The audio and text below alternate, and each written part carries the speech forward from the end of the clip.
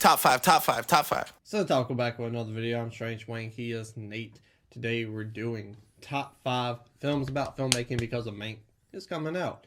And it's a movie about another movie and the writing process of that movie. So we thought it'd be what a better time to do this list.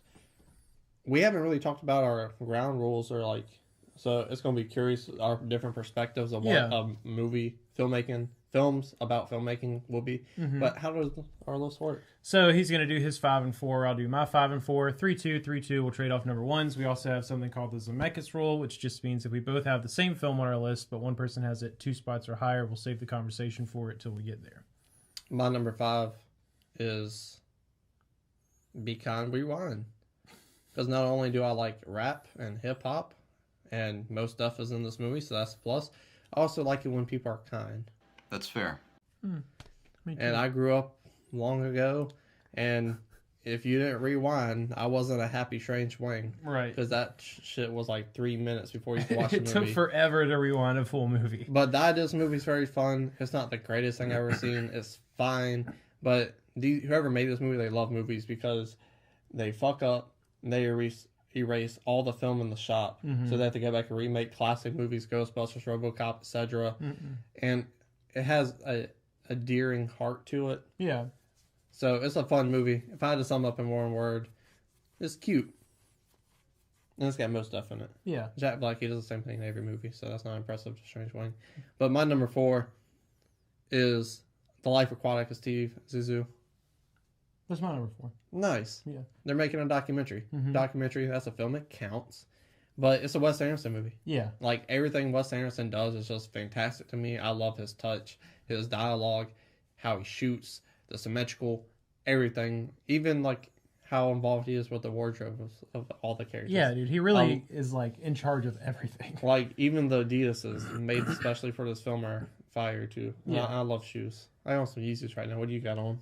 Nothing. You got on them Adidas feet? 11s? Yeah. Yeah, I love all of Wes Anderson. There's no Wes Anderson movie that I've not liked.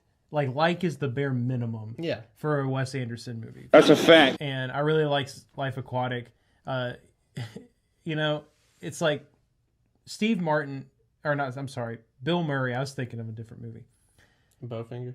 Yeah, I was thinking Bowfinger, which is not on my list. But Bill Murray, he's so great at playing like just that kind of asshole, like selfish jerk.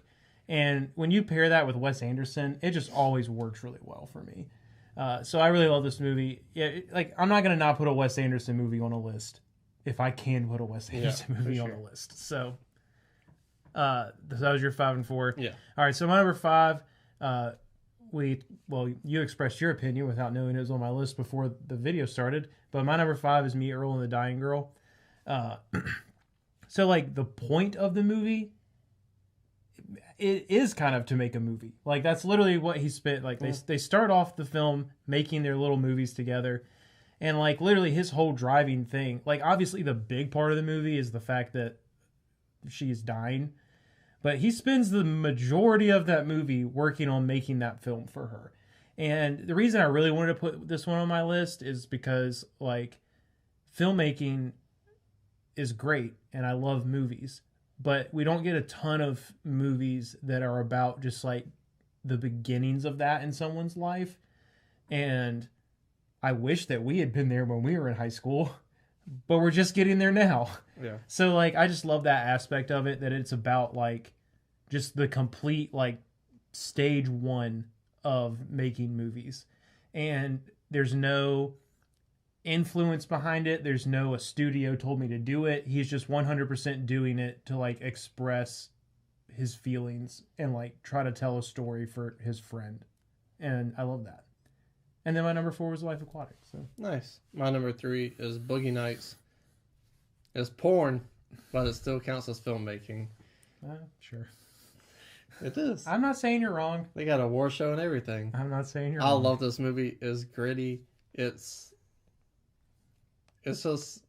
porn, so it's going to have that, what's the word I'm thinking of? Scumminess to it. And I love movies that are scummy, and this one hits. I love the characters, one of the best ensemble films of all time. Everyone, they have their gimmick or their depth to them. So it's a very well-written movie throughout, because all the characters, you know why they're there. They all have a purpose of being there, and it's just a good movie. Like, I don't know really how to explain it. Like, Me neither. it's kind of like a Scorsese movie, you know? You feel dirty afterwards, but you still, like, went through an experience with these characters. And that's why I got this movie. I got experience with these characters while they made porn. So, it's nice. My number 2 is going to be The Artist. Have you seen this? I haven't seen it. Yeah. Like, this would make your list. I watched last night. I was like, Oh, nice. this would really make his list. It might be one of his favorite movies of all time, actually. Wow. Or it would get there at some point. But I think it was 2011, maybe 2010. They made a silent film, and it won Best Picture. It really takes you back to another era, and same jokes, same style, same, like, the stuff that shouldn't resonate in today's time, they make it resonate, and it has that heart and the there's just something special about this movie when you're watching it, you know? Like, we're probably never going to get another movie like this, even though this movie shows you can tell those stories. Yeah. And tell them authentically. And it's just, like, you're watching it, and, like, you just feel like you're a part of something special that shouldn't work. And it's just, like, it's so amazing. It's captivating, this movie. And it's a silent film about making silent movies, and then the transition of that and whatnot. And it also has a love story in there, because why not? Nice. So my number 3 is going to be, I feel like this one is also, it's a bit of a cheat, but I'm going to take it anyways. I'm going with Argo. And the reason it's a cheat is because they are not actually making a movie.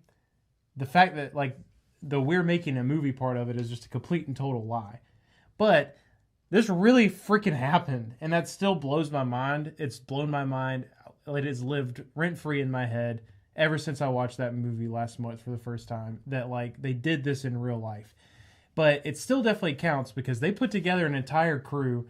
They basically did a full pre-production on this fake movie that was never going to exist, threw Hollywood parties for it, drew up, like, what do you call the pictures you draw for movies? Storyboards. They, like, drew concept art and storyboards for this, like, over-the-top, wacky sci-fi movie that they were never going to make. So they could sneak a CIA agent into a foreign country and rescue some people. And it worked. And if that's not movie making, I don't know what is. So that's my number 3. Did one of us review this movie? And if so, is there an eye above one of our heads? Oh, I think it was me, and it should be right there. All right. Okay. So my number 2, I guess you just didn't count it as a movie about making movies. Or maybe you just don't like it as much as I do. But I went with Once Upon a Time in Hollywood. Ah, fuck. Yeah. That is a movie about making movies. It's so new. It wasn't even... It's like, I was looking at lists, and I was like, Ed Wood. I haven't seen Ed Wood in so long. I didn't see it on any of the lists that I looked at. Like, adaptation, like, movies like that, I just couldn't find to get my hands on. Yeah. And it wasn't... it would have made my list. Yeah. For sure. Okay. Jesus. It happens. I've done it before, too. So, yeah, Once Upon a Time in Hollywood, we both love Tarantino a lot. The fact that I got to put Wes Anderson and Tarantino on the same list always makes me stupid happy. Yay! Movies about making movies are great. A movie about a washed-up actor and his, like, equally washed-up and problematic stuntman, like... Who else is going to come up with? Like, obviously, like, the whole backdrop with, like, the Manson family and Sharon Tate and all that is really interesting as well. But I think my favorite part of that movie, though, is the movie-making stuff. Like, when he's on set with the little girl making the film. TV show. When he goes to Italy and, like, starts making the spaghetti westerns and stuff like that. Because it's, like, his film, like, Rick's film career is the driving force behind all of this. And it is hilarious. Like, I don't really like movies that are set in the 70s at all, but, like, Tarantino just 100% sold me on this one. Brad Pitt is as, like, best performance since Fight like, Club. he's as charismatic as he's ever been in his entire career.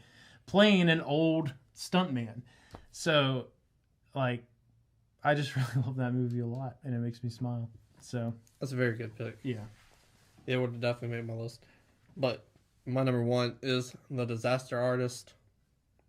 You made a movie about the worst movie ever made. And James Franco, he nails this character. And he's working with his brother, so the chemistry's already there. You know, they've had a lifetime to build this chemistry. So Dave and Frank, they used to have... His name's not Frank. The last name's Franco. Fuck. James, Franco, and Dave, they used to have such a good bond, and like the acting performance between those two is the driving force of the movie, and it's so good. All the other characters, like Seth Rogen, he's not annoying in this movie, and that's surprising because I don't like Seth Rogen, so he's even good in the movie. So the acting's phenomenal. The parts about making a movie and how like difficult it was to make that movie is funny, but it gets in depth because this guy doesn't know a thing about filmmaking, but they have to explain everything to him like he's slow. And it's a good like starting point if you want to learn how to make movies too, because like they're explaining the basics to this guy because he's like, I will show that a gun. Stuff like that. The dude's an animal. He's insane.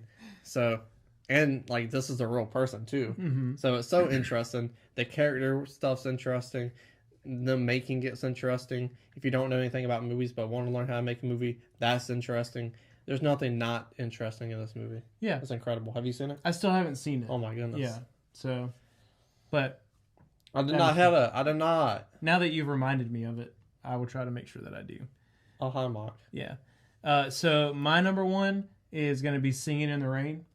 And weirdly enough, it sounds a lot, because I haven't seen The Artist, but it sounds like the plot's kind of similar. Similar. In that it's about a bunch of like silent movie stars having to make the transition to the talkies. There's a lot of movies like that. Sunset Boulevard. But not a fan of it, but yeah. same thing. But it's like, man, this movie is funny, and I've said it before when I've talked about it. It bothers me so much that the only thing that so many people know about this movie is just the actual like singing in the rain like scene. Not that it's a bad scene, but this movie is great. And it's like, I don't know, it's got that old like 50s and 40s wit to it, you know? And I love that. You know, it's literally about this guy who's a silent film star. He's going to be able to make it in talking pictures, but he's in this like fake Hollywood relationship with like the biggest silent film actress, but she has the most annoying voice in the entire world. So they just pick some like, I guess you'd say Josephine Blow, because she's a girl, off the street because she has a good voice. And then they just start dubbing all of the stars' voices, but they don't tell her that they're doing it. And then she gets mad. And then her and Gene Kelly fall in love. And it's nice. And it's sweet. But it's funny. And then they sing in the rain. Obviously, you didn't get it. After we got done with our list, Mm-hmm. 2 years from now, once we've seen more films about filmmaking, we definitely need to redo this list. Yeah, for sure. There's a lot we left out. So we can put Mank on it. Yeah, and like Ed Wood and all these films, like Adaptation, all these films I Oh. couldn't get my hands on. Yeah. Maybe it could be a top 10. I don't know. But tell us what we missed out in the comment section. What's your top 5? Scroll back up, hit the like button, share the video, and subscribe.